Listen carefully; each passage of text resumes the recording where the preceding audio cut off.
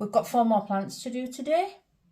So I thought I'd, again, bring you along. This is just my experience on how I feel I'm getting on with moving my plants to semi-hydro. This is mainly for me to document as well, because I know I always say I'm going to document and I forget to do it, and that's why I've started doing these videos, just so that I can document what my plant journey is, a plant nana. We've got here, we have an alocasia dragon scale, and this is one of the babies from the mummy plant that you saw me move into semi-hydro. I think it was the week before last week. Yes, so this is one of the babies. Well, this is the only baby that I've got from that. So same thing as always. I have taken it out of its usual substrate, and look at that, there's little combs there as well. That's quite sad. And I'm going to wash all the soil off, and then we're going to put it into semi-hydro, and hopefully we can get it to grow from there. That's what we are. That is the hope. Look at, that's the roots there. This is the plant. She's in really good condition, and I'm just going to pop her over there. And then the next plant I have got for you, which is here, a philodendron micans. And this was, I got this from from Facebook. Didn't pay for it. The lady had loads of cuttings, and she wanted to give away some of her cuttings. As she cut the philodendron down, she was sharing them, which I thought was really nice. So because she was sharing them, she happened to be one of my neighbours, and she only lived around the corner. So Jen, kindly enough, she gave me quite a few cuttings, but unfortunately this is the only one that actually survived. The rest of them, I couldn't get them to survive. And I'd actually put leca in the soil because I didn't know, at that time, last year, I didn't actually know how I was using the leca. So I put it in the soil. I've since come to realise that we're going to move to a semi-hydro mix permanently. I'm just picking out the soil that is here. And I've actually got this one onto a moss pole because I was hoping that it being on a moss pole, that it would start to grow. And when I first got it, actually, nothing happened for ages. It wasn't growing. And it's not that it wasn't dying or anything. It was alive, but there was no growth. And then all of a sudden there seems to be loads of growth. So I thought now is the time to get this one changed over get this one transitioned over before the growing season starts. And I'm just going to take it off the pole. So this is the moss pole it was on, which is there. I'm going to move that over there. So this is the moss pole. So it's off the moss pole now. There you can see it's actually off it now. And I'm just tidying up the roots. It's got long roots. Look at that. This is all the roots from it. So here. Got as much soil off as I can, and then we are going to look at the roots on that. And that is the micans. I love the micans. I love it because they've got really soft velvety leaves. They're lovely. So ready for rinsing off that one, and I'm going to put it back in on its moss pole as well, because it's doing really well on the moss pole. It's a really new plant that I got. Hopefully you can see that. Very new. Philodendron verrucosum. You can see there. It's got the little, they're not even little spikes. They're actually quite furry. But I've only had this one for a few months actually. And I knew it had totally grown out of its pot. You can see all the roots there. So I wanted to get this one changed over, praying that it will last. Get it changed over as quickly as possible. And I'm hoping that it will adapt to its new environment, because I've purposely left it to acclimatise here, and it's grown a couple of leaves since I have had it. So I'm really hoping this is the test, you know, that you could buy a plant. I bought this one on Etsy. You can see it's still got a leaf here which is unfurling. This is always a test, and it's always an experiment, that you could buy something and you don't really know if it's going to survive, or you don't know how it's going to adapt to your environment, especially at this time of year that you grow it, that you buy it. So fingers crossed for that one. Yes, and not much leaves like a like I thought, but yeah, it's got quite a few leaves. You know, it's really spreading out, which is quite interesting. So I'm back.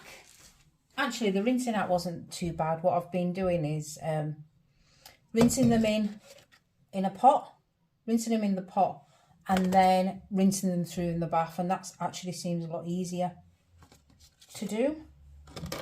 So these roots, as you can see there, really long roots. I tried to get as much off, but through rinsing the water, I think I'll be able to get more off. It's got quite long roots, so I'm going to put it in. It was in this pot originally, so I'm going to put it back in here, and hopefully it'll be nice and happy. So it's the alocasia that we're going to start with first. I've been good. The hydroponic mix, and I've filled it like 3/4 of the way to start with, and then I'm going to backfill it.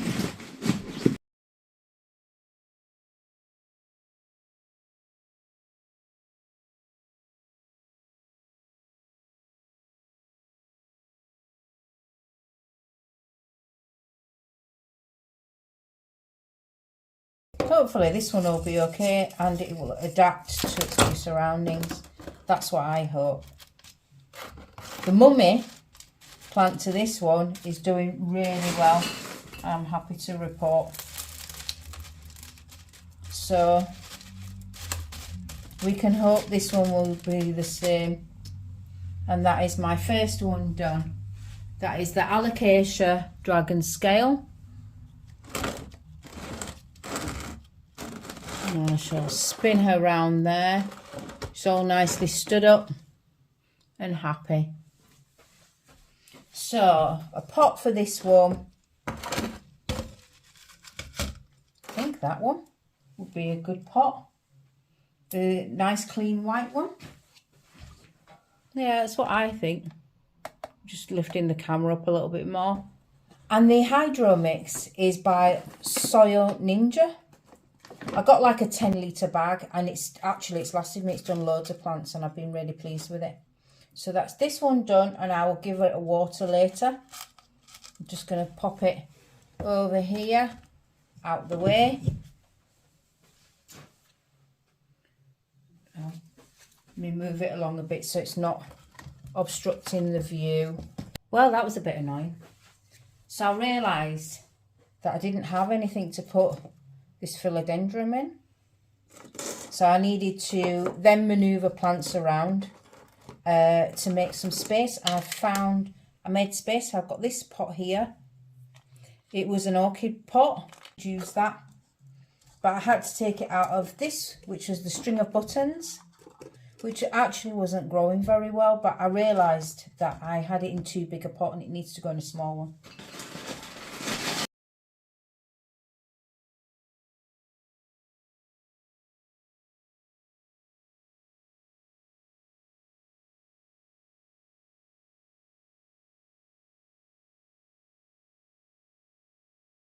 But you'll be able to see now exactly where this one's going to go.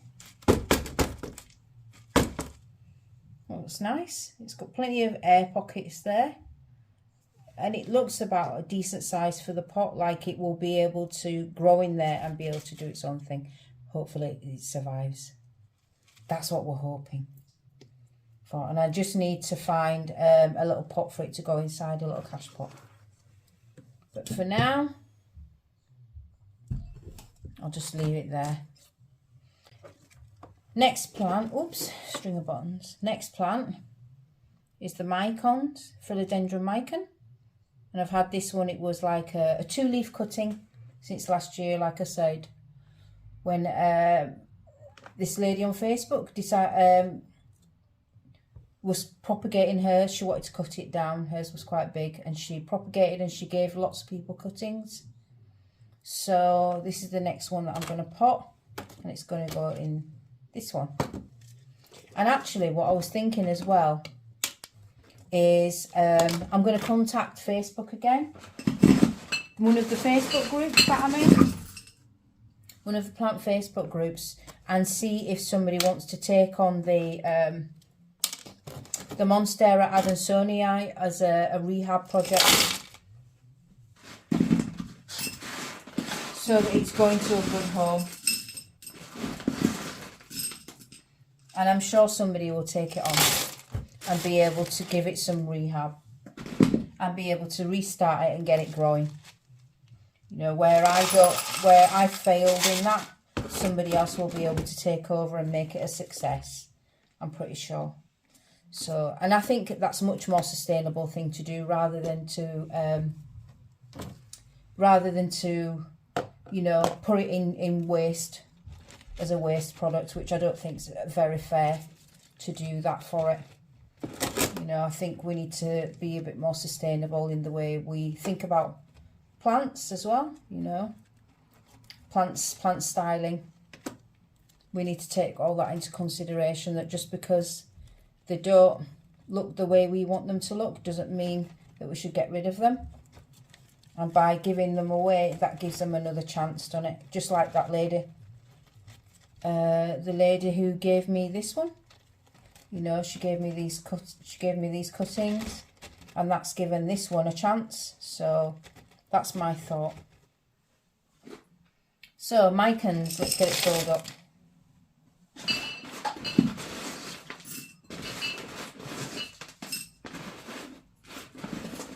I've also got some, oops. Sorry. There we go.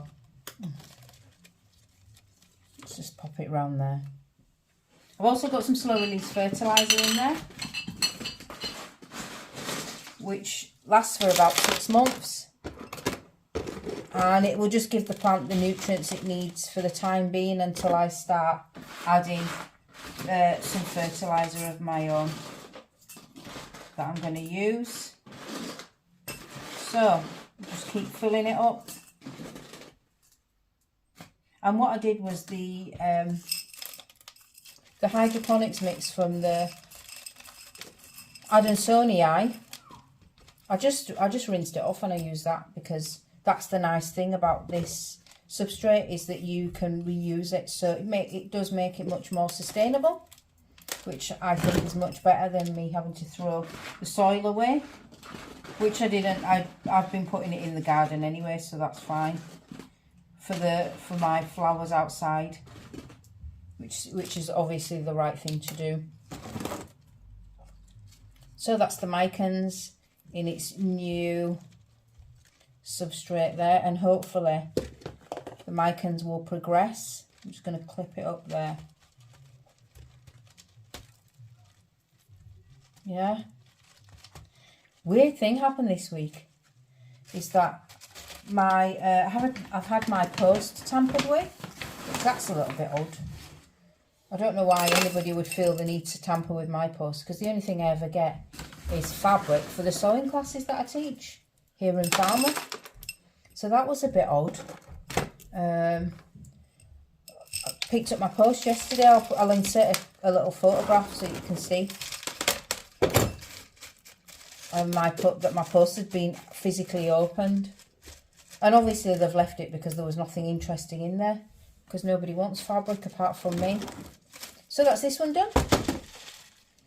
And what I'm gonna do is I've added some dry hydroponic mix, so I'm gonna actually rinse this one through again, just so that it's nice and clean, and that gets off any surface debris from the mix. And I've got these little string of buttons. Hopefully I can get them to grow now. That's what I am hoping, is put them in this little pot. It's only tiny, but that might give them a better start, a better growing start than what they've had so far, because I just haven't been able to get them to flourish the way that, you know, really they should. So I'm putting them back in a small pot, and I'm going to fill my little pot and put them back in, and hopefully we can get them growing again, you know, because it's a lovely little plant. Although it doesn't grow very fast, that's one thing I've noticed. It's quite a slow grower, but actually, you know, it's starting off there. It was only a couple, and it's starting to grow. Well, I've had a little bit of a clean up, and here are the plants all ready. They've all had I've just given them a little bit of a rinse off, changed all the water. I've added some slow release fertilizer there, you can sort of see it, and I need to do that with the others. I'm going to do that now. Just break some slow release fertilizer in. And this is, I'll show you what it looks like. That's just a little reminder. And I just got mine from the local B&Q store. Wasn't expensive. It's really worth its weight in gold, because it does help, you know. And I just sprinkle it on the top. You're supposed to sprinkle it inside, but in all fairness, I just sort of sprinkle it on the top and just water it in. And I do think it makes a difference. I've used it on all of my plants, and you can get slow release fertilizer from lots of places, not just B&Q. So here's 4 plants that I've finished.